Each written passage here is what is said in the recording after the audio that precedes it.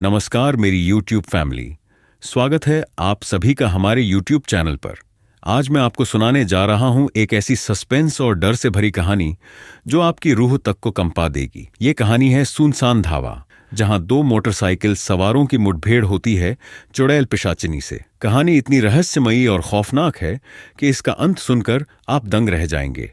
तो चलिए शुरू करते हैं। गुजरात और राजस्थान की सीमा पर एक पुराना सुनसान धावा है। लोगों का कहना है कि इस जगह पर रात के समय भटकने वाले अक्सर गायब हो जाते हैं। धावे के पीछे एक पुराना जंगल है जिसे काली छाया का जंगल कहा जाता है। वहां कोई जाने की हिम्मत नहीं करता। अमित एक साहसी युवक जो बाइक राइडिंग का शौकीन था। उसने सुना था कि काली छाया के जंगल में कुछ असामान्य घटनाएं होती हैं। वह अपनी नई मोटरसाइकिल पर वहां अकेले जाने की ठान लेता है। रात के 10 बजे थे। अमित सुनसान रास्तों पर अपनी बाइक दौड़ा रहा था। अचानक उसकी बाइक के हेडलाइट्स में एक महिला दिखाई दी। सफेद साड़ी पहने, उसके लंबे खुले बाल और आंखें बिल्कुल सुर्ख लाल थीं। अमित ने बाइक रोक दी। महिला ने कहा, यहां से आगे मत जाना, वरना तुम भी उसी अंधेरे में खो जाओगे जैसे बाकी गए। अमित ने उसकी बात को अनसुना कर दिया और आगे बढ़ गया। कुछ किलोमीटर आगे बढ़ते ही उसकी बाइक बंद हो गई। चारों ओर घना अंधेरा और सन्नाटा था। तभी उसे एक डरावनी हंसी सुनाई दी। वह पलटा तो वही महिला उसकी बाइक के पास खड़ी थी। अब उसकी आंखों से खून टपक रहा था। कुछ ही देर बाद एक और बाइक सवार रोहन उसी रास्ते पर आ रहा था। वह रात के अंधेरे में अपने दोस्त के साथ पार्टी करने जा रहा था। उसने भी वही महिला देखी। इस बार वह महिला सड़क के बीचों बीच खड़ी थी। रोहन ने अपनी बाइक धीमी की और उससे पूछा, आप इतनी रात को यहाँ क्यों खड़ी हैं? महिला ने अपनी उंगली से जंगल की ओर इशारा किया और कहा, वहां मत जाओ या फिर मौत तुम्हारा इंतजार कर रही है। रोहन ने इसे मजाक समझा और जोर से हंसते हुए आगे बढ़ गया। लेकिन कुछ दूरी पर उसकी बाइक भी बंद हो गई। अमित और रोहन दोनों की बाइक अब बंद हो चुकी थी। वे दोनों अनजाने में एक दूसरे से कुछ ही दूरी पर थे। दोनों ने महसूस किया कि उनकी बाइक के आसपास सफेद साड़ी में लिपटी कई महिलाओं का झुंड इकट्ठा हो रहा था। उनकी आंखें जल रही थीं और वे हवा में तैर रही थीं। दोनों ने भागने की कोशिश की, लेकिन उनके पैर जड़ हो गए। तभी एक बूढ़ी आवाज गूंजी, तुमने मेरी चेतावनी को नजरअंदाज किया, अब तुम दोनों इस जंगल का हिस्सा बनोगे। दोनों ने देखा कि वे महिलाएं अब पिशाचिनियों में बदल चुकी थीं। उनके नाखून लंबे और दांत पहने थे। अमित और रोहन चीखने लगे, लेकिन उनकी आवाजें गूंज बनकर रह गईं। सुबह होने तक धावा फिर से सुनसान हो गया। वहां अमित और रोहन की बाइकें पड़ी थीं, लेकिन वे दोनों गायब थे। कहते हैं कि अगर कोई रात में उस रास्ते से गुजरता है तो उनकी चीखें अब भी जंगल से सुनाई देती हैं। कोई नहीं जानता कि वे जिंदा हैं या मर चुके हैं। कहानी यहीं खत्म नहीं होती। अमित और रोहन के गायब होने की गुत्थी अब तक सुलझी नहीं थी। उनके परिवार और दोस्तों ने उन्हें ढूंढने की बहुत कोशिश की, लेकिन जंगल के उस हिस्से में घुसने की हिम्मत किसी में नहीं थी। कुछ महीनों बाद उस रास्ते से एक और बाइक सवार विजय गुजरा। विजय एक शोधकर्ता था जो अजीब और रहस्यमयी घटनाओं पर रिसर्च करता था। उसे इस जगह की कहानियों के बारे में सुनकर लगा कि इसमें कोई गहरा रहस्य छिपा है। विजय रात के समय ही वहां पहुंचा, क्योंकि उसने सुना था कि घटनाएं रात में ही होती हैं। जैसे ही वह सुनसान ढाबे के पास पहुंचा, उसकी बाइक अचानक धीमी पड़ने लगी। तभी उसने देखा कि सड़क के किनारे अमित और रोहन की बाइक्स खड़ी थीं। यह देख विजय के रोंगटे खड़े हो गए। उसने अपनी बाइक रोककर चारों ओर देखा। ढाबे पर कोई नहीं था। विजय ने अपनी टॉर्च जलाकर आसपास की जगह का मुआयना करना शुरू किया। तभी उसे किसी के हंसने की आवाज सुनाई दी। वह पलटा तो देखा कि वही सफेद साड़ी वाली महिला जंगल की ओर जा रही थी। विजय ने अपनी हिम्मत जुटाई और महिला का पीछा करने लगा। जंगल में कदम रखते ही उसे लगा जैसे वह किसी और ही दुनिया में आ गया हो। पेड़ हवा में हिल रहे थे, लेकिन हवा का कोई झोंका महसूस नहीं हो रहा था। दूर से धुंधली रोशनी दिखाई दी। विजय ने देखा कि जंगल के बीचों बीच एक खंडहर है। खंडहर के अंदर एक अजीब सी पूजा हो रही थी। वहां पिशाचिनियों का झुंड खड़ा था और बीच में एक विशालकाय महिला, जिसकी आंखें लाल और नाखून खंजर जैसे लंबे थे, कुछ मंत्र पढ़ रही थीं। विजय छिपकर यह सब देख रहा था।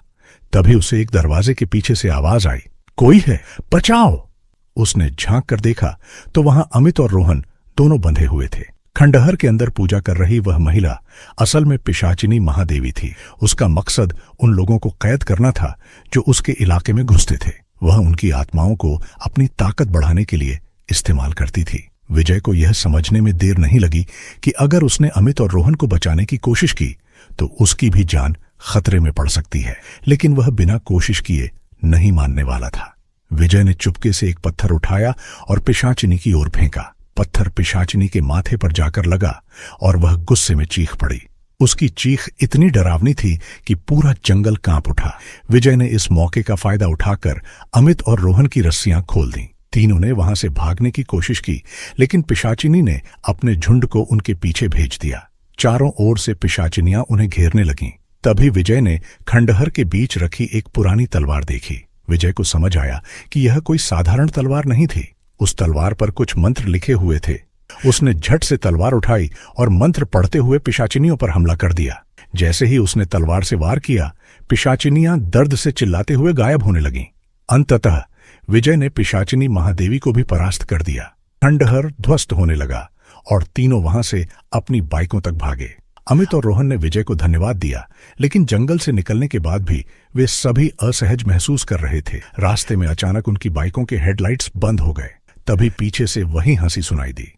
पिशाचिनी की पराजय के बावजूद उसकी ताकत का कुछ अंश जंगल में अब भी मौजूद था। क्या वे सुरक्षित घर पहुंच पाए, या फिर जंगल की काली छाया अब भी उनका पीछा कर रही थी? अमित, रोहन और विजय जैसे तैसे जंगल से बाहर आ गए। उनकी बाइकों की हेडलाइट्स अब भी बंद थीं। तीनों के चेहरों पर डर साफ झलक रहा था, लेकिन विजय के दिमाग में कुछ और चल रहा था। वह समझ चुका था कि खंडहर से भागने के बावजूद पिशाचिनी की शक्ति पूरी तरह खत्म नहीं हुई है। विजय ने जंगल के पास बसे एक छोटे गांव में रात बिताने का फैसला किया। गांव के लोग काली छाया के जंगल और सुनसान ढाबे के बारे में ज्यादा बात करने से कतराते थे, लेकिन एक बूढ़े व्यक्ति पंडित रामलाल ने विजय की जिज्ञासा देखकर उसे सच्चाई बताने का फैसला किया। रामलाल ने कहा, काली छाया का जंगल और वह खंडहर कोई साधारण जगह नहीं है। सदियों पहले वहां एक साधु ने गुप्त तांत्रिक विद्या सीखी थी, लेकिन उसकी विद्या गलत हाथों में चली गई। वह महिला जिसे तुमने पिशाचिनी कहा, असल में एक मानव थी। उसने तंत्र मंत्र की ताकत से अमृता पाने की कोशिश की, लेकिन वह श्रापित होकर राक्षसी बन गई। तब से वह हर रात अपनी आत्मा को ताकतवर बनाने के लिए लोगों को शिकार बनाती है। विजय ने रामलाल से पूछा, अगर खंडहर को हमने तबाह कर दिया है तो अब भी वह ताकत हमारे पीछे क्यों है? रामलाल ने गंभीरता से कहा, खंडहर तबाह करना काफी नहीं था। वह पिशाचिनी अपने शरीर से ज्यादा अपनी आत्मा में रहती है। जब तक उसकी आत्मा को मुक्त नहीं किया जाएगा, वह तुम्हारा पीछा नहीं छोड़ेगी। रामलाल ने विजय को बताया कि पिशाचिनी की आत्मा को केवल एक पुरानी तांत्रिक पुस्तक में लिखे विशेष मंत्र से मुक्त किया जा सकता है। वह पुस्तक खंडहर के अंदर ही कहीं गहराई में छिपी है। यह सुनकर विजय समझ गया कि उन्हें वापस उसी जंगल में जाना होगा, लेकिन इस बार अकेला नहीं था। उसने अमित और रोहन को भी अपने साथ चलने के लिए राजी कर लिया। हालांकि दोनों डरे हुए थे, लेकिन उन्होंने हिम्मत जुटाकर विजय का साथ देने का वादा किया। अगली रात तीनों ने अपनी बाइकों पर सवार होकर जंगल की ओर प्रस्थान किया। जंगल में प्रवेश करते ही वही अजीबोगरीब घटनाएं शुरू हो गईं। पेड़ फिर से हिलने लगे और हवा में पिशाचिनियों की हंसी गूंजने लगी। खंडहर के पास पहुंचते ही तीनों ने महसूस किया कि उनकी बाइकों के इंजन खुद ब खुद बंद हो गए। उन्होंने टॉर्च जलाकर खंडहर का मुआयना करना शुरू किया। खंडहर अब पहले से भी ज्यादा खतरनाक लग रहा था। जैसे ही वे अंदर पहुंचे, उन्हें लगा कि कोई उनका पीछा कर रहा है। विजय ने अपनी तलवार कसकर पकड़ ली और रोहन को पुस्तक खोजने के लिए इशारा किया। जैसे ही रोहन ने खंडहर की दीवार पर एक दरार से किताब निकाली, अचानक वहां पिशाचिनियों का झुंड प्रकट हो गया। उन पिशाचिनियों का नेतृत्व वही महादेवी कर रही थी जो पहले विजय के वार से पराजित हो चुकी थी। महादेवी जोर से चिल्लाई, तुम लोग फिर से मेरे इलाके में घुस आए, अब मैं तुम्हें नहीं छोड़ूंगी। विजय ने तलवार निकालकर उन्हें रोकने की कोशिश की, लेकिन इस बार पिशाचिनियां पहले से ज्यादा शक्तिशाली थीं। रोहन और अमित किताब लेकर भागने की कोशिश कर रहे थे, लेकिन महादेवी ने हवा में तैरते हुए उन्हें रोक लिया। विजय ने पुस्तक से मंत्र पढ़ने की कोशिश की, लेकिन वह भाषा उसे समझ में नहीं आ रही थी। तभी रोहन ने कहा, यह संस्कृत में है, मुझे स्कूल में संस्कृत पढ़ाई गई थी, मैं इसे पढ़ सकता हूं। रोहन ने जल्दी जल्दी मंत्र पढ़ना शुरू किया। जैसे जैसे मंत्र पूरा होता गया, पिशाचिनियां चीखने लगीं, खंडहर की दीवारें हिलने लगीं और जमीन दरकने लगी। आखिरकार जैसे ही मंत्र पूरा हुआ, महादेवी और उसकी पिशाचिनियां जोर से चीखकर राख में बदल गईं। खंडहर की छत गिरने लगी। तीनों ने तेजी से बाहर भागकर अपनी जान बचाई। खंडहर के ध्वस्त होते ही जंगल में सन्नाटा छा गया। हवा शांत हो गई और पेड़ों की पत्तियां स्थिर हो गईं। विजय, अमित और रोहन ने महसूस किया कि अब वे सुरक्षित हैं। तीनों अपनी बाइकों पर सवार होकर गांव लौटने लगे, लेकिन रास्ते में उनकी बाइकों की हेडलाइट्स फिर से बंद हो गईं। विजय ने पीछे मुड़कर देखा तो दूर कहीं जंगल के अंदर वही लाल आंखें फिर चमक रही थीं। खंडहर को तबाह हुए कई दिन बीत चुके थे, लेकिन विजय, अमित और रोहन के मन में डर अब भी जिंदा था। उनकी बाइकों की हेडलाइट्स का बार बार बंद होना और विजय द्वारा देखी गई लाल आंखें इस बात का संकेत थीं कि पिशाचिनी का श्राप पूरी तरह खत्म नहीं हुआ है। विजय, अमित और रोहन गांव लौट आए, लेकिन उनके साथ रहस्यमयी घटनाएं होना शुरू हो गईं। गांव के लोगों ने देखा कि रात में उनकी छायाएं अजीब तरीके से हिल रही थीं, जैसे कोई अदृश्य शक्ति उनके पीछे हो। रामलाल ने विजय को चेतावनी दी, पिशाचिनी की आत्मा को पूरी तरह मुक्त करने में कुछ रह गया है। जब तक उसका श्राप पूरी तरह नहीं मिटेगा, तब तक यह आतंक जारी रहेगा। विजय ने पूछा, अब हमें क्या करना होगा? हमने खंडहर को खत्म कर दिया, मंत्र पढ़ा और पिशाचिनी को राख में बदलते देखा, फिर भी यह सब क्यों हो रहा है? रामलाल ने गंभीरता से कहा, पिशाचिनी की आत्मा का एक हिस्सा अभी भी जंगल की गहराइयों में छिपा है। जब तक उसे जलाकर नष्ट नहीं किया जाएगा, यह श्राप खत्म नहीं होगा। रामलाल ने विजय को बताया कि जंगल के सबसे गहरे हिस्से में एक प्राचीन पेड़ है जिसे काला बरगद कहा जाता है।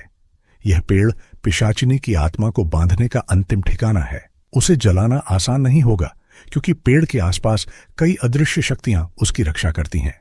विजय ने हिम्मत जुटाई और रोहन व अमित को फिर से अपने साथ चलने के लिए तैयार किया। इस बार वे जानते थे कि यह उनकी आखिरी और सबसे खतरनाक मुठभेड़ होगी। तीनों ने रात के अंधेरे में काली छाया के जंगल में प्रवेश किया। इस बार वातावरण पहले से भी ज्यादा भयावह था। हर कदम पर उन्हें ऐसा महसूस हो रहा था जैसे कोई उन्हें देख रहा हो। काला बरगद जंगल के बीचों बीच स्थित था। जैसे ही वे पेड़ के पास पहुंचे, हवा अचानक भारी हो गई। पेड़ की शाखाएं हिलने लगीं जैसे वे जीवित हों।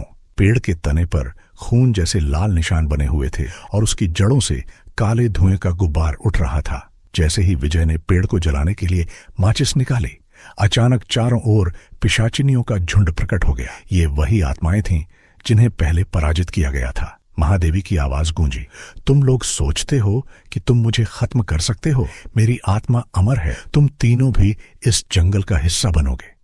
महादेवी की आवाज के साथ ही पेड़ की जड़ें जमीन से उठकर विजय, अमित और रोहन की ओर बढ़ने लगीं। तीनों ने अपनी पूरी ताकत लगाई और पिशाचिनियों का सामना करने लगे। विजय ने तलवार से पिशाचिनियों पर वार किया, लेकिन वे बार बार हवा में गायब होकर वापस आ रही थीं।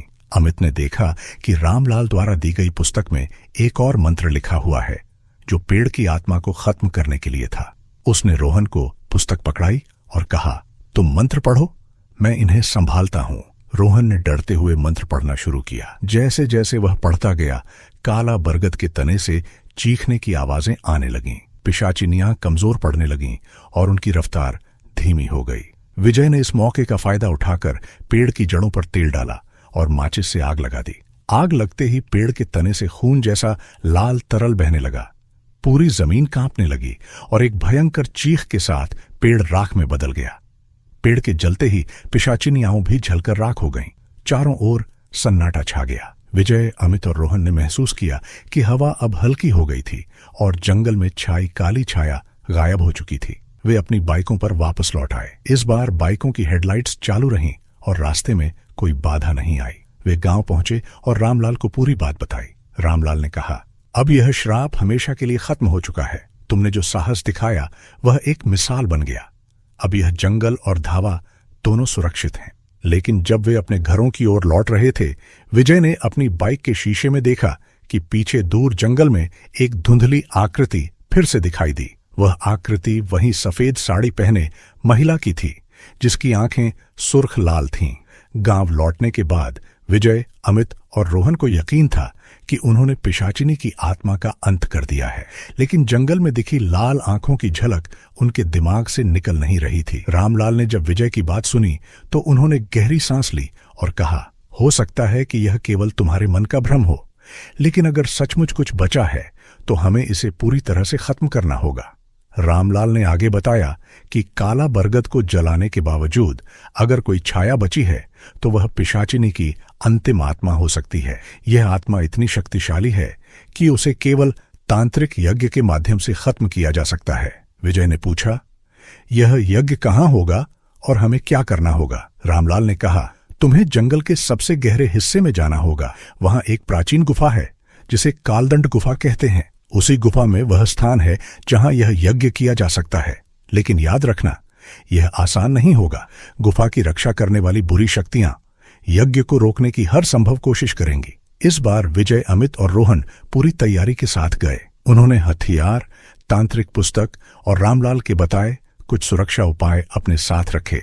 रामलाल ने विजय को एक विशेष तावीज दिया जो बुरी आत्माओं के प्रभाव से बचाने में मदद कर सकता था। रात के अंधेरे में वे तीनों फिर से जंगल में दाखिल हुए।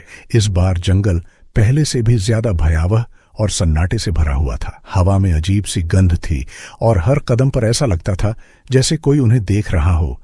गहरे जंगल में चलते चलते वे कालदंड गुफा के प्रवेश द्वार पर पहुंचे। गुफा का दरवाजा किसी पुराने तांत्रिक चिन्हों से घिरा हुआ था। जैसे ही वे अंदर गए, उन्हें महसूस हुआ कि गुफा में अंधेरा सामान्य नहीं था। वह ऐसा अंधकार था जो उनकी टॉर्च की रोशनी को भी निगल रहा था। गुफा के अंदर उन्हें चारों ओर से पिशाचिनियों की फुसफुसाहट सुनाई देने लगी। गुफा की दीवारों पर अजीब आकृतियां उभरने लगीं। अचानक एक जोरदार चीख सुनाई दी और महादेवी की आत्मा प्रकट हो गई। महादेवी की आत्मा पहले से भी ज्यादा भयानक लग रही थी। उसकी लाल आंखें आग की तरह जल रही थीं और उसके बाल हवा में तैर रहे थे। उसने गुस्से में चिल्लाकर कहा, तुम लोग बार बार मुझे खत्म करने की कोशिश करते हो, लेकिन मैं अमर हूं।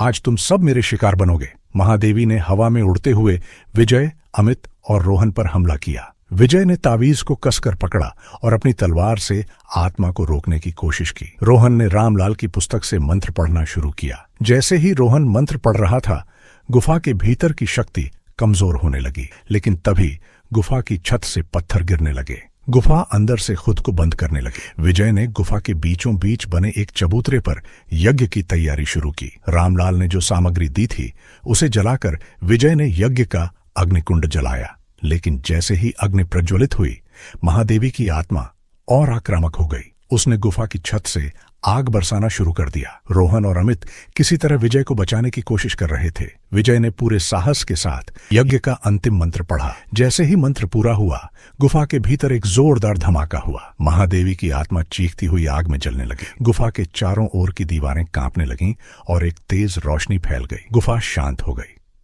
महादेवी की आत्मा का अंत हो चुका था। विजय, अमित और रोहन ने महसूस किया कि अब जंगल का श्राप हमेशा के लिए खत्म हो चुका है। वे गुफा से बाहर निकले और देखा कि जंगल अब शांत और निर्मल हो चुका था। पंछी चहचहा रहे थे और हवा में ताजगी महसूस हो रही थी। गांव लौटने के बाद रामलाल ने कहा, तुम लोगों ने जो किया है वह किसी चमत्कार से कम नहीं है। इस श्राप से मुक्त होकर गांव और जंगल दोनों सुरक्षित हो गए हैं। लेकिन विजय अब भी सोच रहा था, क्या सचमुच यह अंत था या कहीं न कहीं महादेवी की आत्मा का एक और हिस्सा अभी भी बाकी था? अगर यह कहानी आपको पसंद आई तो हमें जरूर बताइए। क्या आप महादेवी के श्राप के किसी और हिस्से के बारे में जानना चाहेंगे?